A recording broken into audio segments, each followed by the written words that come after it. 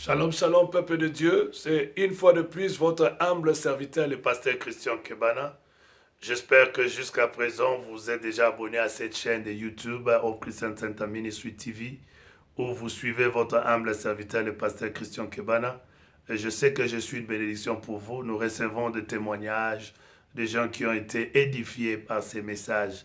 Alors, toi qui me suis pour la toute première fois, et si tu t'es pas encore abonné à cette chaîne, je vous prierai de bien vouloir vous abonner. Et je vous dis que vous ne serez pas dessus, vous serez bénis. Car ce n'est pas une parole d'une personne, mais c'est la parole de notre Créateur, Jésus-Christ, notre Dieu. Alors, je vais parler aujourd'hui sur un message que j'intitule « Dans ta souffrance, ne maudis pas Dieu ». Oh, tu ne m'as pas entendu, je viens dire « Dans ta souffrance, ne maudis pas Dieu ». Je vais lire, c'est dans le livre de Job, chapitre 2, verset 9. Sa femme lui dit, tu demeures ferme dans ton intégrité, maudit Dieu et mère. Je suis venu dire à quelqu'un que sur ce thème que je vais parler aujourd'hui, dans ta souffrance, ne maudis pas Dieu. Mais je vais d'abord prier. Éternel, je prie que je puisse disparaître, que ce message touche quelqu'un qui est au point de te maudire, mais qui sache que tu es Dieu. Amen.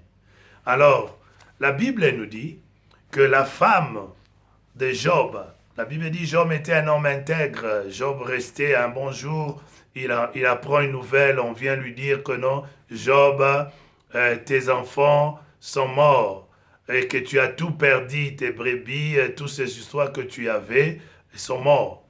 Alors Job, après que cela ne puisse seulement se terminer avec lui-même, cela est allé même sur sa santé. Et je suis venu dire à quelqu'un, le diable, quand il décide de t'attaquer, le diable, il va même toucher ton corps. Oh, tu ne m'as pas entendu. Et même dans la souffrance que Job avait rencontrée dans sa vie, dans cette souffrance, Job ne savait pas que Dieu lui-même était le réalisateur, Dieu lui-même était le metteur en scène. Parce que tout s'est passé dans le spirituel. Tout s'est passé et que Job n'était pas au courant. Le diable est venu, il a dit, est-ce que réellement Job, il te craint parce que tu l'as béni? Mais Dieu se réjouissait de Job. Dieu était proud, il était fier de Job parce qu'il était son fils. Et toi qui me suis, je sais aussi que Dieu est fier de toi. Car toi, tu es fidèle à Dieu. Je suis venu dire à quelqu'un, les souffrances, les problèmes, les difficultés viendront. Ça, c'est la part de la vie. La vie dit que non, il y aura les jours, il y aura la nuit, il y aura l'hiver, il y aura l'été, il y aura la sécheresse, mais il y aura aussi l'abondance. Alors, c'est à toi de comprendre, pendant toutes ces périodes-là que tu vas traverser, cette période-là de vaches maigres où tu n'auras rien, je te supplie, mon frère, ma soeur, ne maudis pas Dieu. Reste fidèle.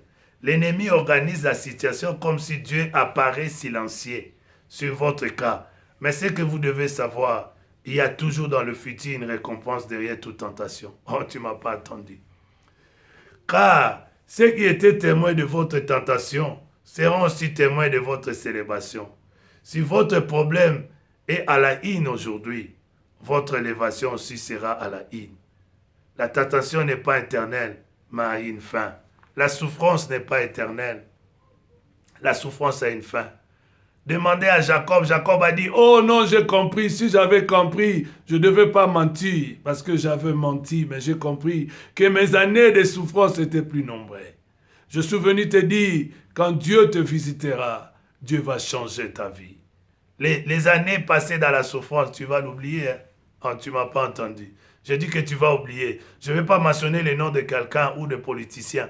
Mais je suis venu te dire, il y a à ces moments, ils ont oublié les temps de galère, les temps qui passaient dans l'anonymat, les temps qui étaient là sans travail, où les gens se moquaient d'eux, qui étaient encore dans les maisons de leur père, de leurs parents. Mais aujourd'hui, ils sont devenus ce qu'ils sont devenus. Ah, je crois que tu as compris, hein? Tu as compris, voilà. Donc, c'est pour te dire, toi aussi, Dieu te visitera. Oh, tu ne m'as pas entendu. Je dis que l'Éternel te visitera. Et quand Dieu vient dans ta vie, il y a quelque chose qui change.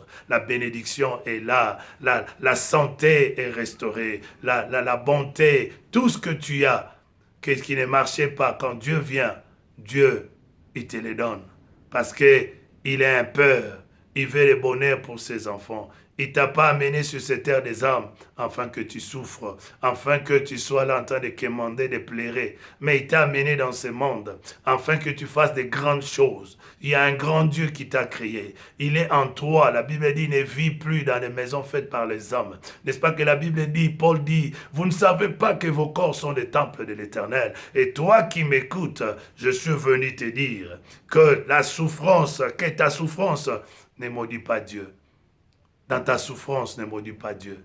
Tu sais une chose, je vais parler dans notre message, après ceci, je vais parler sur un autre message, pour dire à quelqu'un, même dans la malédiction, il y a toujours de bonnes choses en toi. Oh, tu ne m'as pas entendu. J'étais choqué, oui.